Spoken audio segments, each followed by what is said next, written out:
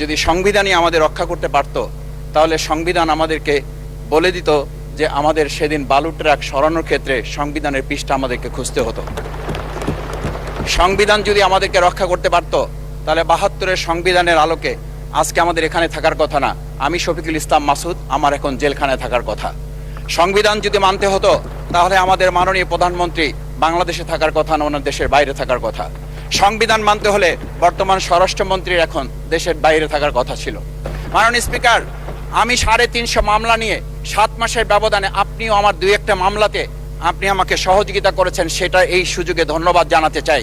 আমার ৩৫০ মামলা জামিন করতে ৭ মাস সময় লেগেছে, আমার বের হতে সময় লেগেছে ৪.৫ বছর। আমি সেই ৪.৫ বছরে ৩ বার রিয়ারেস্ট হয়ে ২ বার গুম হয়েছি। আমি তখন ডিজিএফআই, এনএসআই, ডিবিএসবির কাছে জানতে চেয়েছিলাম, আমার সামনে দিয়ে বড় বড় নেতারা বের হয়ে যাচ্ছে, আমার অপরাধটা কি? তখন বলেছিল, তারা হুমকি না, হুমকি হচ্ছেন আপনারা। আসসালামু আলাইকুম। মাননীয় স্পিকার, আপনাকে ধন্যবাদ। আজকে আমি মহান আল্লাহর দরবারে শুকরিয়া আদায় করি এবং আমার প্রিয় পটুয়াখালী ১১২ বাউফল ২ আসনের যারা নির্যাতন, নির্মম এবং হামলা মামলার শিকার হয়েও ভয়কে জয় করে ন্যায় এবং ইনসাফের প্রতীকে ভোট দিয়ে তারা আমাকে বিজয় করে এখানে কথা বলার সুযোগ করে দিয়েছে। মাননীয় স্পিকার, আপনি জানেন, আজকে আমরা যখন এখানে দাঁড়িয়ে কথা বলি, তখন আমাদেরকে এটা ভাবতে হচ্ছে যে আমরা কথা বলতে গিয়ে আবার বিগত ১৭ বছরের কোনো একটা বৈষম্যের মধ্যে পড়ে যাচ্ছি কিনা। কিন্তু আমাদেরকে এটা ভাবতে হচ্ছে, আমরা যখন এখানে দাঁড়িয়ে কথা বলছি, আমাদের কথা বলার সময় শহীদ শরীফ ওসমান হাদি ইনসাফের পক্ষে কথা বলার সময় বলেছিল, আমার প্রতি যে জুলুম করবে আমি তার সাথেও ইনসাফ করতে চাই। আমরা লক্ষ্য করেছি এই সরকার প্রতিষ্ঠিত হওয়ার পর শরীফ ওসমান হাদির ব্যাপারে তার বিচারে কতটুকু কার্যকারিতা নিয়ে এসেছে তা আমরা এখন পর্যন্ত জানতে পারিনি।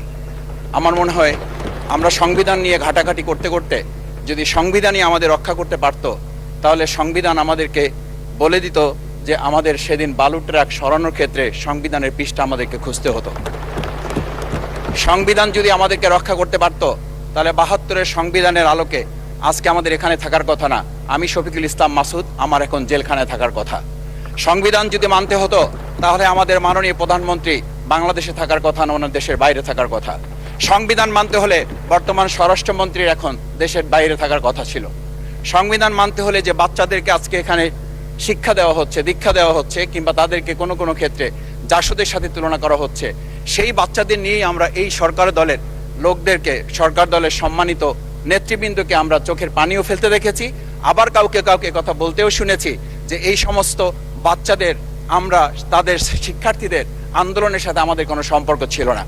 আমরা খুব লজ্জিত হই মাননীয় স্পিকার, আমাদের এই বর্তমান সময়ে আমরা যদি এটা খেয়াল করি যে আমাদের বাংলাদেশের এই বর্তমান প্রেক্ষাপটটা নতুন করে এখন যে গণভোটের যে আজকে ন্যায্যতা অন্যায্যতা, সাংবিধানিক পৃষ্ঠা, লাইন, অক্ষর, দাড়িকমা আমাদেরকে শেখানোর চেষ্টা করা হচ্ছে, যদি সেটা হতো তাহলে বাংলাদেশ জাতীয়তাবাদী দলের সম্মানিত মহাসচিব তিনি কয়েক হাজার পুলিশের বেষ্টনীর মাঝখানে একা একটা মোবাইল নিয়ে তাকে আমরা দাঁড়িয়ে থাকতে দেখেছি, তখন সংবিধান আমাদেরকে রক্ষা করতে পারে নাই।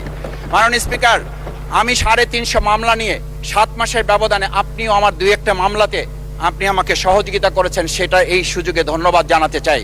আমার ৩৫০ মামলা জামিন করতে ৭ মাস সময় লেগেছে, আমার বের হতে সময় লেগেছে ৪.৫ বছর। আমি সেই ৪.৫ বছরে ৩ বার রিয়ারেস্ট হয়ে ২ বার গুম হয়েছি।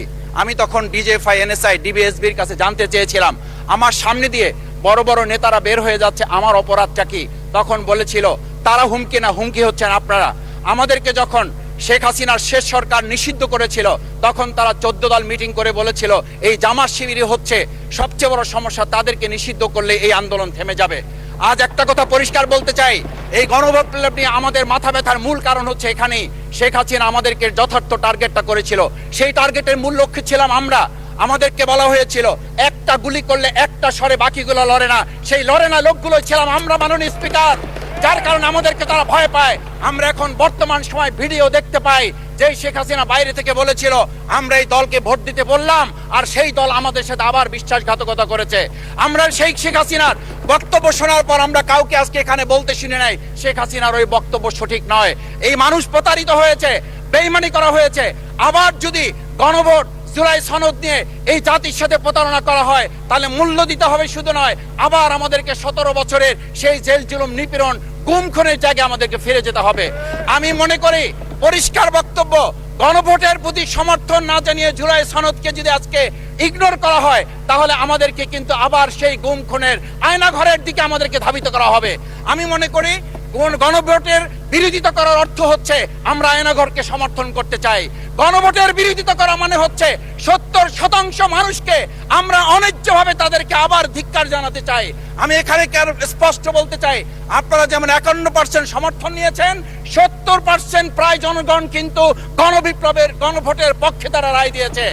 আপনাদের চেয়ে সেই 51%-এর তুলনায় সেই 70% প্রায় গণভোটকে যদি আপনারা ইগনোর করেন, তাহলে আমি বলবো আমার বাউফল, আমার পটুয়াখালী শুধু নয়, গোটা বাংলাদেশ আবার জেগে উঠে গণভোটকে তারা কার্যকর করবে।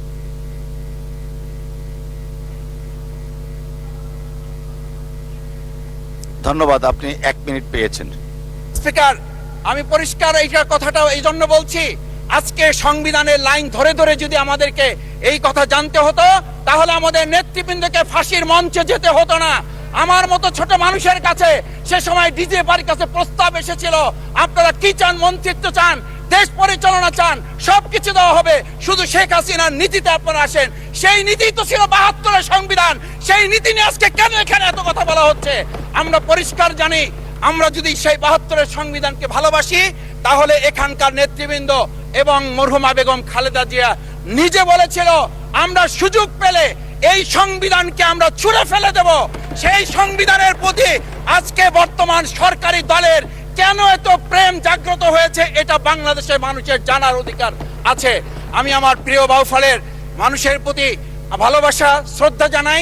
যেই বাউফলবাসী আমার দাবি আদায়ের জন্য, আমার এলাকার মানুষের অধিকার আদায়ের জন্য এখানে দিয়েছে, আমি সেই অধিকার।